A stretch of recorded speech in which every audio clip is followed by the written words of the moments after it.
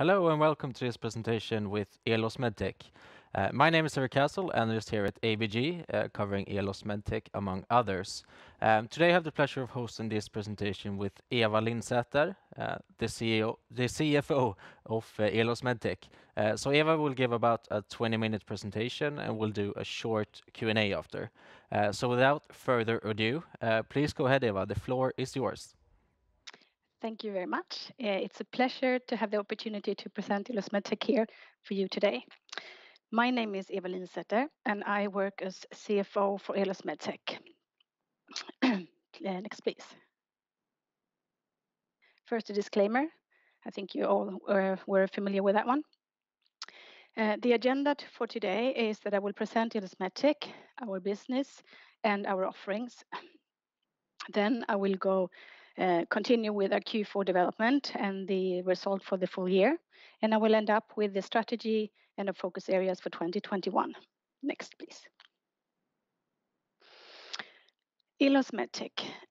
We are a multinational company with a turnover in 2020 of about 600 million SEK. Our head office is in Gothenburg and we are listed on the stock exchange. We have 5 sites on 3 continents.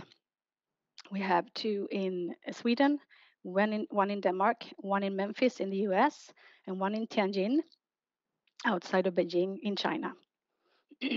All our business is divided into 3 business areas, and all business we do is within Medtech. And that means that every market that we own are regulated, and we are following rules in all aspects.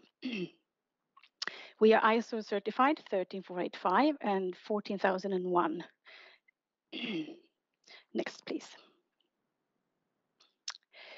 Elos Medtech, it started a long time ago, already in 1923. It was a small blacksmith in the woods in the middle of Sweden. Then the company grew, and in 1989, it was put on the stock exchange for the first time under the name of Västergyllen. I think maybe some of you recognize that name. In 2012, Elos Medtech changed its name to actually Elos Medtech, and by then it had moved from a conglomerate to a medical technology company. We have grown both via acquisitions, but also organically. And since 2016, we have grown organically by extending our premises 3 times. Thank you. We are divided into 3 business areas, as I said before. It's dental, orthopedics, and life science. They have one thing in common, and that is that we have a key account strategy as a global partner in all of these areas. Let's start with dental. Next. In dental, we do implants, prosthetics, and dental instruments. This we do as a contract manufacturer. An implant is a screw that you put into your mouth. On top of the implant, you put the prosthetics, and on top of this, you put the crown. So we can produce both the implant and the prosthetics, but we do not do the crown. We mainly do this as contract manufacturer, but we also have our own products mainly under the name of Elos Accurate. And this is products within the digital dentistry. And what is digital dentistry? I think you all have been to the dentist. I hope you all have been to the dentist. And maybe you have also had to chew on clay, maybe to put in an implant or to get braces. When you use digital dentistry, you instead use your scanning abutment. You put the scanning abutment in your mouth. And with this, you scan your mouth as you scan grocery at the grocery store. Based on this scanning, you can make a CAD/CAM picture of where the implant should be. And with that picture, you can make a perfect prosthetics and implant on your first try. Our aim is to open up the digital dentistry, and our products can actually be used on all implants. Today, in Q4, our own products stood for 14% of our total turnover. Who are our customers for our own Elos Accurate? It is our OEM customers, but also we sell to the distributors and via our own web shop. Next, please. The second business area is orthopedics. Here we do drills, pins, and wires, and this is mainly done from our Memphis site in the US. These products are made for trauma surgeries, but they can also be made for robotic assisted surgery. Robotic assisted surgery is something that is growing very rapidly right now, mainly in the US, and our pins and wires are actually seen as disposals. So they are just used in one surgery and then they are thrown away. So that means with a nice growth for robotic surgery, the drills, pins and wires have a good growth. We also do plates and orthopedic instruments, and this is mainly done from our site in Timmersdala. Next, please. Our third business area is life science. This is our most diversified area, and we work both in polymer and metal. Polymer we do from our site in Skara. It's everything that we do is injection molded with very high automated processes. Here we do plastic components for IVF treatment, pacemakers, and products within the diagnostics. We also do products in metal. We do, for example, bone-anchored hearing devices. These are very similar. They should go into your bone exactly as an implant. So the technique is very similar to an implant. But we also do insulin pens, for example, that comes from our site in China. One thing all our business areas have in common is how we work with the customers. Next, please. We would like to be seen as a global solution partner within the medical device market. Even though we are a contract manufacturer, we like to be a part of our customers' process as early as possible. We would like to be involved in the manufacturing, design for manufacturing, because then we can make sure that the product is possible to produce and still keep a good quality. Quality is something that is a part of everything that we do. It's in the design for manufacturing, it's quality inspections during our manufacturing phase, but also in the inspection and when we register products after the manufacturing. We register both our own products and our customer products. We can also offer logistic solutions. We can keep the products in the warehouse for our customers. We can pack, we can label, and we can do the final quality inspections and before the products are sent to the end customer. By this, we can offer an unbroken value chain from development to prototypes, testing, serial manufacturing, and the logistics. And this is what we mean with a complete performance. So let's move into Q4. This year has been a very up and down year for a lot of us. We could see in dental in Q2, we almost came to a full stop. In Q4 and Q3 already, we saw a really rapid recovery, and that continued in Q4. With the increased volumes, we also saw increased result. We had a strong growth, our own products, mainly within Elos Accurate, and the own products stood for 14.5% of our total net sales in Q4. And this is a growth of 49%, which is a really good figure for us. We should be humble enough to say that Q4 in 2019 was a little bit slower than previous quarters. So we do compare to a weaker quarter, but the growth is still very significant.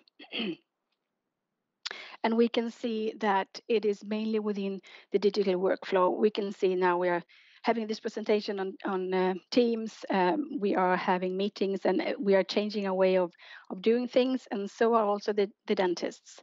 So we can see that it's the digital workflow that has pushed our own products to increase. Yes, next please. In orthopedics, we are preparing for our new volumes for products within robotic assisted surgery. So we have invested in Q4 both in new personnel and in increased machinery capacity. This is to, I think maybe you have read our press release from November that we will hope to increase our turnover with 100 million SEK compared to 2020 due to the new possibilities that we have within robotic assisted surgery. We also have good business opportunities in China and Europe. So even if we have a corona out there, we see a lot of business ongoing. Next, please. Polymer or our life science is, as I said before, our most diversified area. And here is also where we see some customers are up, others customers are down. And that has had a positive or negative effect on our results. But overall, we can see that it has been stable during all the quarters. Our expansion in the Skara is going according to plan, and we have just taken the decision to make the whole new production site to a clean room, and that has already given us some new business already in Q3 and in Q4, mainly within diagnostics. Next, please. Here you see our business areas quarter by quarter in 2020. And if we start with dental, we can see that we had a really strong beginning of the year. And then to come almost to a full stop for 2 months in Q2. If you go to the right hand side, you can see that the result in Q2 is following very much the downturn in the turnover, and we did a loss. We had to let 200 people on furlough, and we received a lot of government grants in Q2 from Sweden and Denmark due to these decrease in volumes.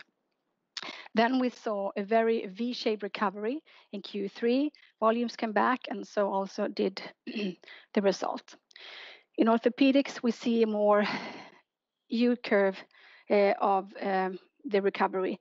We had a smaller hit in Q2, and we have seen improvements Q3 and Q4, even if the recovery in local currencies is a little bit higher here, as the main is derived from US dollars, and as the US dollars has weakened in Q4 compared to the beginning of the year. If we look at the right hand side on the EBIT development on orthopedics, this does not follow the same volume trend. We can see here that we have a really strong result in Q2, and that is thanks to the PPP money that we received from the US government, not to close down the premises. We had the demand was there during the whole COVID period, and by receiving that money, we could continue operations, have all the people coming to work, and then the government paid for our costs, and that made us a boost in the results. And then for Q3 and Q4, we can see that the volumes are coming back slightly, and the result is also coming back mainly based on the volumes without any grants by then.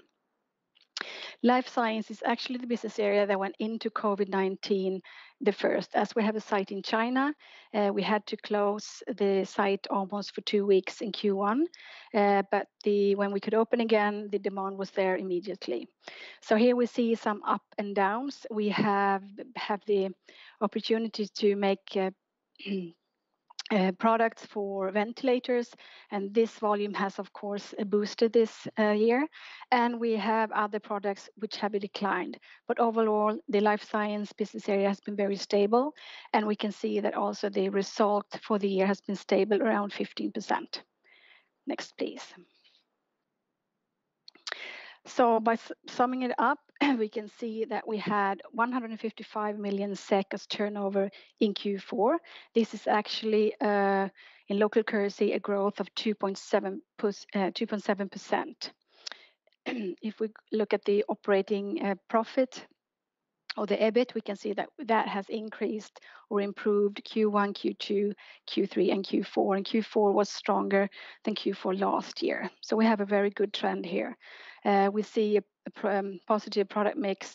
We have also worked a lot with efficiency, our operation excellence, and we have had high cost control during the whole year. But if we go to the full year, our turnover was 580 million SEK, which is of course 60% lower than in 2019. However, as the result has been improving quarter by quarter, our operating margin is 11% for the year. In 2019, it was 9.5, and that by 19, that was our strongest year ever. So I think 2020 came out really well after all. If we go over to our KPIs on the next slide, please. We can see that we have been, as everybody else, safeguarding our cash. And we actually go out stronger in 2020 than we did in 2019. And this will give us opportunity to continue to build on the future. If we look at the net debt has decreased, and it's mainly two reasons. We have invested less and continue to amortize on our loans on a normal basis. And also a lot of our loans are in US dollars. As the US dollars has declined during the end of the year, so did our net debt. If we compare our investments, it was 56.5 million for 2020 to compare with 100 million in 2019. And almost half of this came out of Q4. So we put a stop on the investments when we did not really know what would happen with our markets. And in Q4, when we saw that we were back more or less on normal levels, we have, of course, during the whole year invested in our facility in Skara. But we then also started to invest in orthopedics, some in China, but mainly in Memphis, to get ready for the increased volume with C for robotic assisted surgery. Let's go over to our long-term targets. Here we can see that we have a target of 30% for share of own products. And this is a target that we actually exceed now in Q4 with 14.5%. Our long-term EBIT is 13%, and our EBIT for Q4 was 12.2%. So we are closing up to this goal. Two targets, the growth, organic growth of over 10%, and the 1 billion target of turnover. Here we are further away, of course, as our turnover declined in 2020, but we still think these are relevant targets for Elos Medtech going forward. If we then go over to the strategy, our strong cash flow or improved cash by the end of 2020 gives us a good opportunity to invest in the future. We will continue to focus on our operation excellence, and we have cross-border teams set up during 2020, for example, and they meet on a regular basis every week to share experiences to make sure that we work in the best possible way on all sides. Specialization is very important for us, and we think by specialization in our business areas, but also on each site, we will strengthen our offering, and that will make us prepare us for even faster growth in the future. And we will continue to build value-creating partnership with our customers. And here we would like to be a part of the customer's process already in the design for manufacturing phase, because we think that by that we can give the most to our customers. So if we look into growth potentials for the coming period, on the next slide, please. We can see that we have identified 3 main areas. It's within our extended facility in Skara, with the clean room in the whole new production hall. And this makes the possibility to grow within high-tech polymer products in Skara.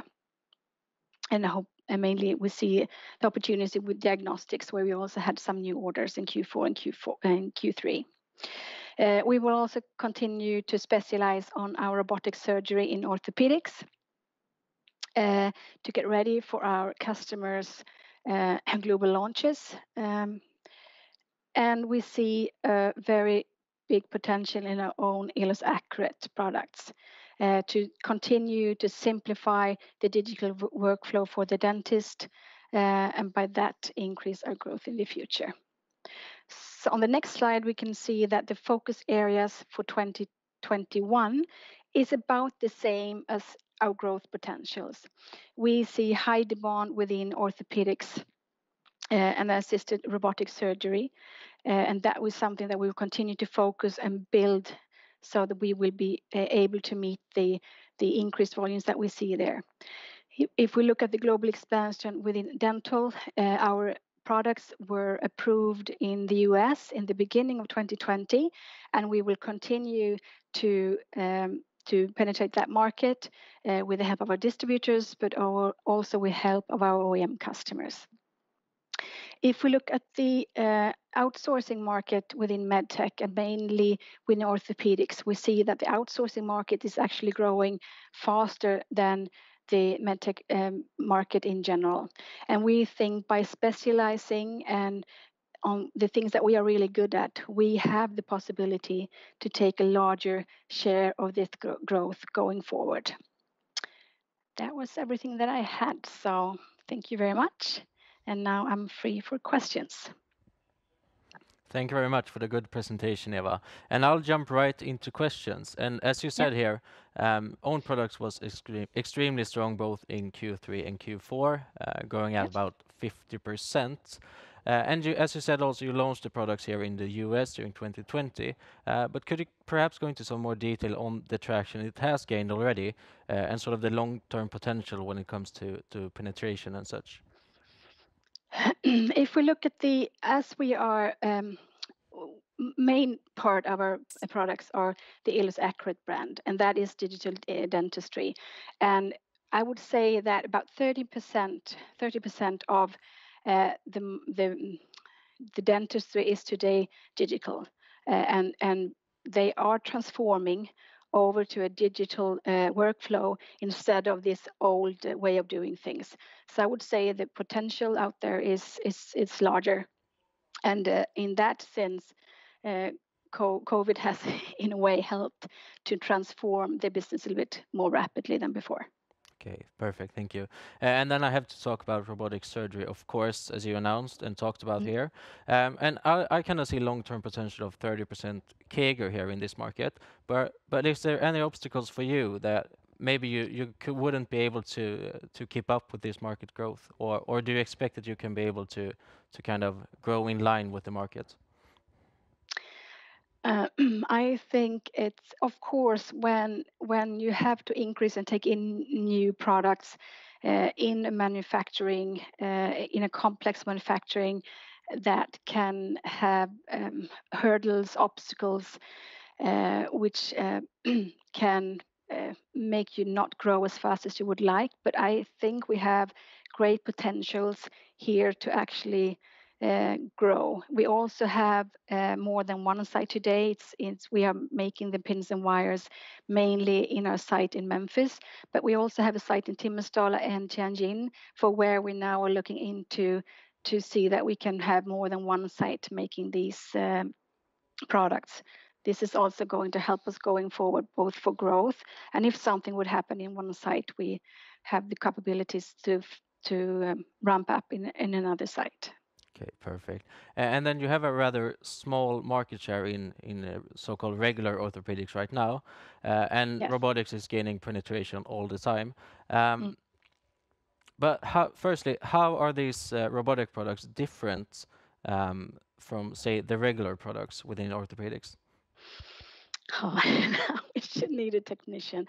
And they are not really. It's they are not very different.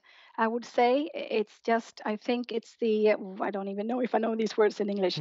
It's the pins are used to put in the robotic is putting it in for a knee, for example, into your body to fixate while they're doing the surgery.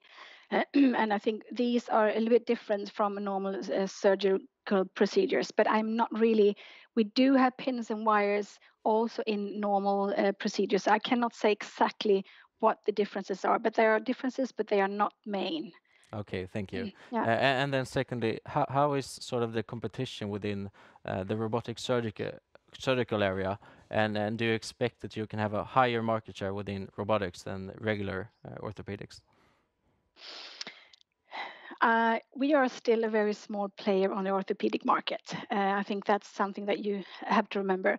I think there is potential for more players to be on the robotic assisted surgery market. I think we are specialized and we have a good name out there on making these products. So yes, I think we will can take market shares, but I think there are room for more players. Okay, perfect. And then despite lower volumes, you, as you said, managed to have good profitability in 2020, partly to government support, of course, but Yes. it's also to a large extent due to lower operational costs. Could you perhaps go into some more detail what you have done to reduce overall costs, and then also if investments in automation has significantly switched or kind of changed the mix of fixed costs and kind of variable costs? Yes, I think we have in the past years invested in automation, and that has changed our way of doing things.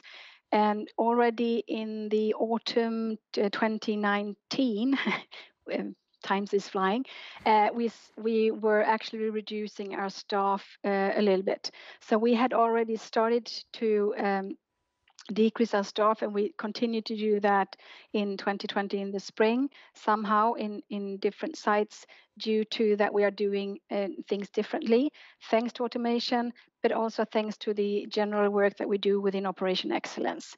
And on top of this, as we have our site in China, we were hit by the COVID-19 very, very early, already in mid-January.